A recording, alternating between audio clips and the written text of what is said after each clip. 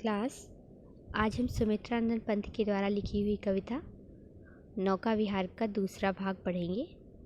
पहले भाग में हमने इसके एक पैराग्राफ को पढ़ लिया था। आज हम दूसरे पैराग्राफ को पढ़ेंगे। पहले भाग में हमने पढ़ा था कि जो सुमित्रा नंदन पंत हैं वो चांदनी रात के समय गंगा नदी के बीच में नौका विहार का वर्णन करते हैं और पहले भाग में वो गंगा नदी का मानवीकरण करते हुए इसकी एक तापस बाला से तुलना करते हैं। दूसरे भाग में वो ये बताते हैं कि जो नौका विहार है उसके लिए नावें तैयार हो चुकी हैं और पानी के बीच में उतर गई हैं। अब इसके बाद में वो इसमें आसपास के रेतीले किनारे और गंगा के बीच में उठने वाली लहरों का भी चित्रण करते हैं।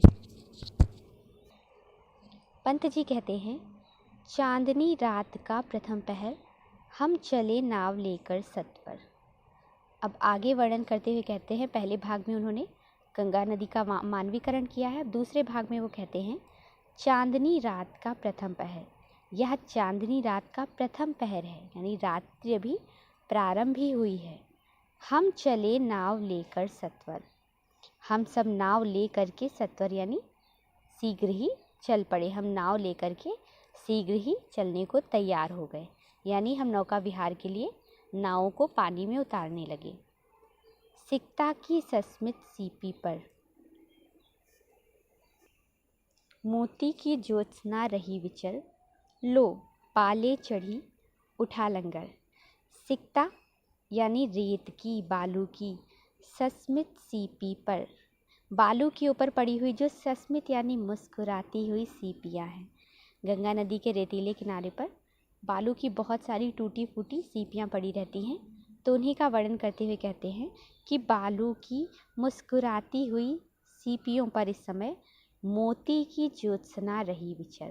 ज्योत्सना यानी चांदनी के कारण मोती की ज्योत्सना, मोती जैसी ज्योत्सना यानी मोती जैसी कांति रही विचल, दिखाई दे रही है। कहने का आशय ये है कि चांदनी रात का समय है, तो चांदनी रात के कारण, चंद्रमा के प्रकाश के कारण जो रेतीला किनारा है वो तो जगमगा ही रहा है, इसके साथ ही उस रेतीले किनारे पर पड़ी हुई जो टूटी फूटी सी सीपियाँ हैं, खाली सीपियाँ हैं, उन पर जब उस चंद्रिका का प्रकाश पड़ता है तो ऐसा लगता है कि मानो उनके बीच में मोती स्थित है, अर्थात वो ऐसे चमक उठती हैं उस चांदनी के प्रकाश से कि मानो उनके भीतर मोती हों। तो पंत जी कहते हैं कि बालू के ऊपर मुस्कुराती हुई सीपियों पर चंद्रिका के कारण यानी चांदनी के कारण मोती जैसी आभा दिखाई दे रही है, यानी ऐसा लग रहा है कि उनके बीच में मोती है। लो पाले चढ़ी, अब पाले चढ़ गई, उठा लंगर और लंगर उठा लिया गया। पाले यानी कि नावों को रोकने के लिए जो भी साधन लगाए गए थे कि नाव पानी में ना जाए, ज़मीन पर रुकी रहे, तो उन पालों को चढ़ा लिया गया, यानी अब नाव पानी के बीच में जाने को तैयार है। उठा लंगर, लंगर एक बड़ा सा डंडा होता है जिसके सहारे जो नाविक होता है वो नाव को पानी में चलाता रहता है, तो नाव को चलाने के लिए उठा लंगर, लंगर उठा लिया गया, यानी जो नाव है वो चलने के लिए तैयार हो गई, नाव चल पड़ी। मृदु मंद मंद मंथर मंथर, लघु तरणि हंसिनी सी सुंदर। मृदु यानी कोमल, मंद मंद यानी धीरे धीरे, मंथर मंथर यानी मतवाली गति से, लघु तरणि, लघु यानी छोटी छोटी, तरणि यानी नावें, हंसिनी सी सुंदर, हंसिनी के समान सुंदर लग रही थी, यानी एक साथ जब लंगर उठाया गया, पाले चढ़ाई गई, तो नावें एक साथ पानी में तैरती हुई चल पड़ी, तो कैसा लग रहा था कि जब वो मंद मंद और मतवाली गति से उस जल के बीच में चली तो वो छोटी छोटी नावें हंसिनी के समान सुंदर लग रही थी, मानो ऐसा लग रहा था हंसों का कोई समूह है जो पानी में उतर पड़ा है। तिर खोल रही पालों के पर, तिर रही खोल पालों के पर, जो तिर रही हैं यानी तैर रही हैं, खोल पालों के पर, अपनी पालों रूपी परों को खोल करके तैर रही हैं, यानी ऐसा लग रहा है कि कोई छोटे छोटे हंस हैं जो पानी के बीच में अपने पालों रूपी पंखों को खोल करके चल पड़े हैं। पंत जी कहते हैं कि जब नावें चल पड़ी तो उन्हें देखकर ऐसा लग रहा था कि मंद मंद गति से और मतवाली चाल से वो छोटी छोटी नावें कोई हंसिनी के समान, किसी हंसिनी के समान किसी सुंदर हंसिनी के समान अपनी पालों के परों को खोल करके तैर रही हों। अर्थात उसके बाद में जब नावें चलने को तैयार हो गई तो वो नावें एक साथ किसी हंसिनी के समान अपनी पालों रूपी परों को खोल करके पानी में उतर गई। आगे पंछी कहते हैं, निश्चल जल के सुचि दर्पण पर बिंबित हो रजत पुलिन निर्भर, दुहरे ऊंचे लगते क्षण भर। निश्चल जल के, जल जो है वो निश्चल है, चलायमान नहीं है, शांत है। इसका कारण ये है कि अब रात हो चुकी है। एक तो वो मैदानी क्षेत्र में गंगा प्रवेश कर रही है, दूसरा कारण है गर्मी का समय है, गंगा सिमट गई है, बहुत ज़्यादा उमड़ घुमड़ नहीं रही, आसपास का पानी उसमें बहुत ज़्यादा नहीं मिल रहा। तीसरा कारण है रात का समय है, कोई मानवीय क्रियाकलाप नहीं हो रहा है, लोग उसमें जा के नहीं नहा रहे, तो जल शांत है। तो निश्चल जल के सुचि दर्पण पर, सुचि यानी कि पवित्र, दर्पण पर, साफ सुथरे दर्पण पर, उस गंगा नदी के निश्चल जल के साफ दर्पण पर बिंबित हो, जब प्रतिबिंबित होता है रजत यानी चांदी के समान, पुलिन यानी रेतीला किनारा। गंगा नदी का जो चांदी के समान चमकता हुआ रेतीला किनारा है, जब उसका प्रतिबिंब गंगा नदी के निश्चल जल के साफ दर्पण पर पड़ता है तो ऐसा लगता है दोहरे ऊंचे लगते क्षण भर। वो जो किनारा है वो दोहरा ऊंचा हो गया हो, यानी उसकी सीमा दोगुनी हो गई हो। एक तो वो किनारा है, दूसरा है उसका प्रतिबिंब, तो वो दोगुना लगता है परिमाण में। तो दोहरे ऊंचे लगते क्षण भर, तो वो क्षण भर के लिए, जब तक वो जल स्थिर रहता है तब तक के लिए वो दोगुना ऊंचा लगने लगता है।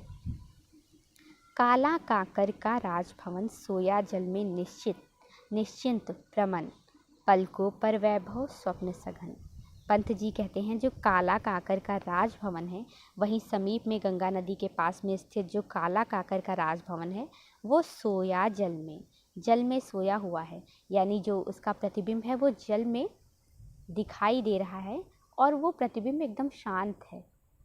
तो ऐसा लग रहा है कि काला काकर का राजभवन जल में सो गया है निश्चिंत होकर, प्रमन और शांत मन से, पलकों पर वैभव स्वप्न सघन, और उसकी पलकों पर वैभव के स्वप्न, सघन यानी घने घने स्वप्न दिखाई दे रहे हैं।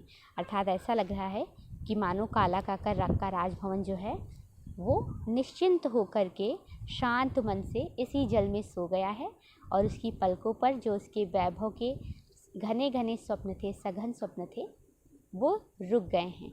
अर्थात जो काला काकर के राजभवन की सुख सुविधाएं थी, उसका जो वैभव था, उसका जो ऐश्वर्य था, वो सब उसकी पलकों पर रुक गए हैं। थोड़ी देर के लिए वो थम से गए हैं और वो शांति से सो गया है। पंत जी कहते हैं कि जब नौका विहार के लिए हम लोग नावें लेकर जल में बढ़े तो चांदनी रात का प्रथम पहर, वह चांदनी रात का प्रथम पहर था और हम सब नाव लेकर के जल्दी से चलने के लिए तैयार हो गए। इस समय बालू पर पड़ी हुई हंसती हुई सीपियों पर जब चांदनी पड़ रही थी तो वो ऐसे चमक रही थी मानो उन पर मोतियों की आभा दिखाई दे रही हो, अर्थात मानो उनके अंदर मोती विद्यमान हो। इसके पश्चात पाले चढ़ गई और लंगर उठ गया, अर्थात नावें जल में उतरने के लिए तैयार हो गई। इसके बाद में जब सभी नावें जल के बीच में चलने लगी तो वो अपनी मंद और मतवाली गति से छोटी छोटी जो नावें थी वो अपनी पालों रूपी परों को खोलकर किसी सुंदर हंसिनी के समान उस जल के बीच में तैरने लगी। अर्थात जब वो छोटी छोटी नावें अपनी मंद और मंथर गति से चली तो उन्हें देखकर ऐसा लग रहा था कि कोई हंसिनी है, सुंदर सी हंसिनी है जो अपनी पालों रूपी परों को खोल करके तैर रही है। पंत जी कहते हैं कि उस गंगा नदी के निश्चल जल के सुंदर और पवित्र स्वच्छ दर्पण पर जब वहाँ के रेतीले किनारे का प्रतिबिंब पड़ता है तो वो रेतीले किनारे क्षण भर के लिए दोगुने दिखाई देने लगते हैं, अर्थात ऐसा लगता है कि वो दोगुने हो गए हैं।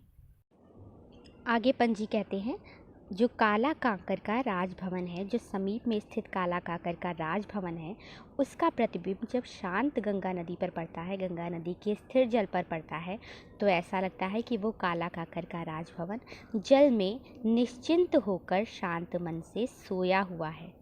इसके पश्चात इन सभी दृश्यों को देख करके पलकों पर, हमारी पलकों पर वैभव स्वप्न सघन, सघन वैभव के यानी ऐश्वर्य के स्वप्न उतरने लगते हैं। अर्थात हमारी आशाएं बढ़ जाती हैं और हम ये आशा करते हैं कि गंगा नदी के ऐसे ही प्राकृतिक और ऐश्वर्यपूर्ण दृश्यों को हम देख पाएंगे। अर्थात हमारा भी मन जो है वो गंगा नदी के इन प्राकृतिक दृश्यों और चांदनी रात में गंगा के सौंदर्य को देखने के लिए उत्सुक हो उठता है।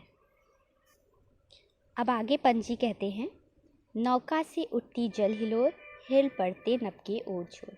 अब जो नावें हैं वो जल के बीच में प्रवेश कर गई हैं और गंगा नदी के बीच में प्रवाहित होने लगी हैं। तो नौका से उठती जल हिलोर, जब नाव चलती है तो उस नौका से जल की हिलोरें उठती हैं, अर्थात पानी में हलचल पैदा होती है। तो नौका से जो जल की हिलोरें उठती हैं, उन हिलोरों के कारण हिल पड़ते नभ के ओर छोर। जो पहले भाग में हमने पढ़ा था कि गंगा नदी पर आकाश का, तारों से भरे हुए आकाश का जो प्रतिबिंब पड़ता है, उसको देखकर ऐसा लगता है कि हिल पड़ते नभ के ओर छोर, कि उस नभ के ओर छोर हिल पड़ते हो, यानी कि जो आकाश है वो गतिमान हो गया हो, हिलने डुलने लगा हो। पंत जी कहते हैं कि जब हम नौका लेकर के नदी के बीच में चलते हैं तो उस नौका से जो जल की हिलोरें उठती हैं, उन हिलोरों के कारण जो उस गंगा नदी में आसमान का पड़ने वाला प्रतिबिंब है वो हिल पड़ता है, जिसे देखकर ऐसा लगता है कि नौका के चलने से नभ के ओर छोर हिल गए हों। अर्थात प्रतिबिंब हिलने लगता है, क्योंकि जल जो है उसमें हलचल उत्पन्न हो जाती है, वो चलायमान हो जाता है, तो उस पर पड़ने वाला जो प्रतिबिंब है वो भी हिलने लगता है। तो कवि कहता है कि ऐसा लगता है कि नभ के ओर छोर हिल पड़ रहे हों। विस्फारित नैनों से निश्चल, विस्फारित यानी उत्सुकता के कारण, आश्चर्य के कारण फटी फटी दृष्टि से देखना। तो विस्फारित यानी उत्सुकता के कारण बड़े बड़े नेत्रों से, निश्चल यानी निश्चल भाव से कुछ खोज रहे चल तारक दल। जो चंचल तारे हैं, जो चंचल तारों के समूह हैं, वो कुछ खोज रहे हैं। और उस हिलते हुए प्रतिबिंब को देखकर ऐसा लगता है, जब वो प्रतिबिंब हिलता है तो उस आसमान के साथ उसमें उपस्थित तारों का भी प्रतिबिंब है, तो वो तारे भी हिलते हैं। तो उन तारों को देखकर ऐसा लगता है कि वो उत्सुक नैनों के साथ में उस निश्चल जल में कुछ खोज रहे हों। वो तारों के समूह, वो चंचल तारों के समूह विस्फारित नैनों के साथ में, उत्सुक नैनों के साथ में उस जल के बीच में कुछ खोज रहे हों। ज्योतित कर नभ का अंतस्थल, ज्योतित कर नभ का अंतस्थल, जो नभ का अंतस्थल है यानी अंतर्मन है, जो नभ का हृदय है यानी कि जो चंद्रमा है, उसको ज्योतित कर, उसको जला करके वो कुछ खोज रहे हों। आशा यह है कि जब वो तारे हिलते हैं उसके साथ में चंद्रमा भी हिलता है, तो उसे देखकर ऐसा लगता है कि वो चंद्रमा को प्रज्वलित करके उस जल में कुछ ढूंढ रहे हैं। जिनके लघु दीपों को चंचल, अंचल की ओट किए अविरल, फिरती लहरें लुक छिप पल पल। अब इसके बाद में पंछी कहते हैं कि जो गंगा नदी है उसमें कुछ लोग शाम के समय, क्योंकि शाम का समय है, अभी रात शुरू हुई है, तो उस समय कुछ लोग दीप दान करके जाते हैं, दीप प्रज्वलित करके जाते हैं। तो उस गंगा नदी के ऊपर वो दीप जो हैं वो तैर रहे हैं। तो उन लघु दीपों को चंचल, उन लघु दीपों की अंचल की ओट किए हुए, उन लघु दीपों की आंचल की ओट किए हुए, उन लघु दीपों के कारण चंचल जो आंचल की ओट है उसको किए हुए, अविरल यानी लगातार, फिरती लहरें लुक छिप पल पर, जो लहरें हैं वो लुकती छिपती फिर रही हैं, इधर उधर लुक रही हैं, छिप रही हैं थोड़ी थोड़ी देर पे, यानी लहरें बनती हैं फिर मिट जाती हैं, फिर बनती हैं फिर मिट जाती हैं। कहने का आशय ये है कि गंगा नदी में जो उतराने वाले जो दीपक हैं और उस समय जो उत्पन्न होने वाली लहरें हैं, उनको देखकर ऐसा लगता है कि उन लहरों ने उन चंचल दीपों के आंचल की ओट कर ली हो और उस आंचल की ओट के सहारे वो लुकती छिपाती इधर उधर फिर रही हों। अर्थात जो दीप हैं वो गंगा नदी में उठने वाली लहरों के आंचल के समान प्रतीत होते हैं, जिनकी ओट किए हुए वो लहरें कभी इधर कभी उधर छुपती फिर रही हैं, यानी कभी दिखाई देती हैं कभी नहीं दिखाई देती हैं। सामने शुक्र की छवि झलमल, तैरती परी सी जल में कल। अब शाम का समय है तो सामने शुक्र की छवि है, झिलमिलाती हुई शुक्र की छवि है। शुक्र एक ग्रह होता है, इसको भोर का तारा और सांझ का तारा भी कहते हैं क्योंकि ये शाम के समय दिखाई देता है। एक 5 ऐसा तारा है जो शाम के समय दिखता है और सुबह के समय भी दिखता है। जब शाम शुरू होती है तब भी हम सबसे पहले इसको देख सकते हैं। तो इस समय शाम चूँकि शुरू हुई है, कभी कहते हैं चांदनी रात का प्रथम पहर है, तो रात शुरू हुई है, तो इस समय शुक्र की छवि सामने झिलमिलाती हुई दिखाई दे रही है। तैरती परी सी, और उस शुक्र की छवि तैरती यानी तैर रही है, परी सी जल में कल, जल में इधर उधर तैर रही है किसी परी सी यानी जल परी के समान। जो शुक्र ग्रह की छवि है वो उस जल में झिलमिलाती हुई तैरती हुई किसी जल परी के समान सुंदर लग रही है। रुपहले कचों में हो ओझल, और वो रुपहरे यानी कि सुंदर, कचों यानी कि केशों में ओझल हो रही है। और गंगा नदी के तपस्वी बाला के जो सुंदर केश हैं उनके बीच में वो कभी कभी ओझल हो जा रही है, यानी जो उसकी लहरें हैं। हमने शुरू में पढ़ा है कि पंत जी कहते हैं कि जो लहरें हैं वो गंगा नदी के हृदय पर लहराने वाले कोमल बाल हैं। तो जो प्रतिबिंब दिखाई देता है वो लहरों के कारण कभी दिखता है कभी नहीं दिखता है। तो यहाँ कवि कल्पना करता है कि सामने जो शुक्र की झिलमिलाती हुई जो छवि है वो इस जल में जलपरी के समान तैर रही है, और वो कभी कभी इस गंगा रूपी तपस्वी बाला के सुंदर केशों में यानी कि बालों में ओझल हो जाती है और कभी दिखाई देती है। यानी जो जो प्रतिबिंब है वो लहरों के कारण कभी छुप जाते हैं कभी दिखाई देने लगते हैं। लहरों के घूंघट से झुक झुक, दशमी का शशि निज तिर्यक मुख। इसी बात को वो आगे कहते हैं कि लहरों के घूंघट से, लहरों का घूंघट ओढ़ करके झुक झुक, दशमी का जो शशि है यानी उस दिन दशमी की तिथि थी, तो उसका जो चंद्रमा है, चमकती हुई चांदनी है, निज तिर्यक मुख, अपने टेढ़े मुँह को दिखलाता मुग्धा सा रुक रुक, दिखला रहा है मुग्धा के समान यानी किसी नायिका के समान रुक रुक कर दिखला रहा है। आशा ये है कि जैसे कि कोई नायिका होती है वो घूंघट के सहारे कभी मुख से घूंघट से झांकती है, कभी फिर घूंघट की ओट ले लेती है, वैसे ही जो दशमी का चंद्रमा है वो अपना टेढ़ा मुंह लहरों के घूंघट से एक नायिका के समान रुक रुक कर दिखलाता है। यानी चंद्रमा कभी उन लहरों की घूंघट की ओट में छुप जाता है, कभी फिर दिखाई देने लगता है।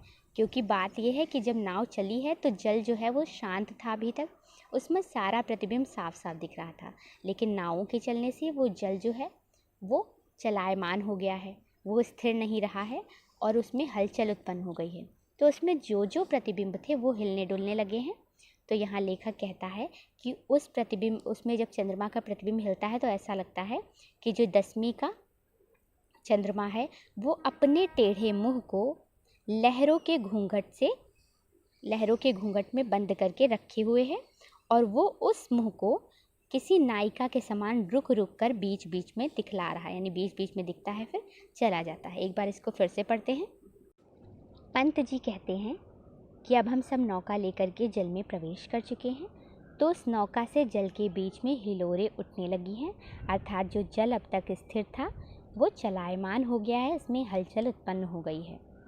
इस जल के हलचल उत्पन्न होने से, इस जल के चलने से उस पर पड़ने वाले जितने भी प्रतिबिंब हैं वो सभी हिलने डुलने लगे हैं, और गंगा नदी को देखकर ऐसा लगता है कि उस पर पड़ने वाला जो आसमान का प्रतिबिंब है उसके भी ओर छोर यानी किनारे हिलने लगे हैं। तारों के हिलते आसमान के साथ में तारों के प्रतिबिंब भी हिलने लगे हैं, जिन्हें देखकर ऐसा लगता है कि तारे जो हैं वे चंचल तारों के समूह उत्सुक नेत्रों के साथ में उस निश्चल जल में कुछ खोज रहे हैं। और इस समय जो गंगा नदी पे पड़ने वाला नभ का प्रतिबिंब है, उस नभ का अंतस्थल यानी हृदय भी ज्योतित हो उठा है, यानी कांतिमान हो उठा है, अर्थात उस पर पड़ने वाला प्रतिबिंब भी चमक उठा है। पंत जी कहते हैं कि गंगा में प्रवाहित जो छोटे छोटे दीप हैं उन्हें देखकर ऐसा लग रहा है कि उन चंचल छोटे छोटे दीपों की आंचल की ओट करके जो लहरें हैं वो लुका छिपी का खेल खेल रही हैं, अर्थात पल पल लुक छिप रही हैं, कभी दिखाई देती हैं कभी नहीं दिखाई देती हैं। पंत जी कहते हैं कि सामने शुक्र ग्रह की छवि झिलमिला रही है और उसकी छवि जब जल में प्रतिबिंबित होती है तो वो किसी तैरती हुई जलपरी के समान सुंदर लगती है, और उसका शुक्र ग्रह का प्रतिबिंब कभी कभी लहरों के बीच में खो जाता है, कभी कभी फिर दिखाई देता है, जिसे देखकर ऐसा लगता है कि उसी गंगा रूपी तपस्वी बाला के सुंदर बालों में वो ओझल हो रहा है, यानी कि छुप रहा है। आगे पंत जी कहते हैं कि गंगा नदी की हिलती हुई लहरों में जो चंद्रमा का प्रतिबिंब पड़ता है उसे देखकर ऐसा लगता है कि जो दसवीं का शशि है, यानी दसवीं का चंद्रमा है, दसवीं तिथि का जो चंद्रमा है, वो अपने टेढ़े मुंह को लहरों के घूंघट के बीच में से किसी नायिका के समान रुक रुक कर दिखला रहा है, यानी बीच बीच में दिखला रहा है। भाव यह है कि इस समय गंगा नदी में नावें जो हैं वो चल पड़ी हैं, और जिसके कारण जल भी चंचल हो उठा है जो अब तक शांत था, और इस चंचल जल में जितने भी प्रतिबिंब थे वो सभी चंचल हो उठे हैं, वो सभी गतिमान हो उठे हैं, हिलने डुलने लगे हैं। इस तरह से इस वाले पद में भी, इस वाले अंश में भी जो पंत जी हैं उन्होंने प्रकृति का मानवीकरण किया है, और इसके साथ ही जो गंगा नदी पर पड़ने वाले प्रतिबिंब है या आसपास के दृश्य हैं उनका सुंदर चित्रण किया है।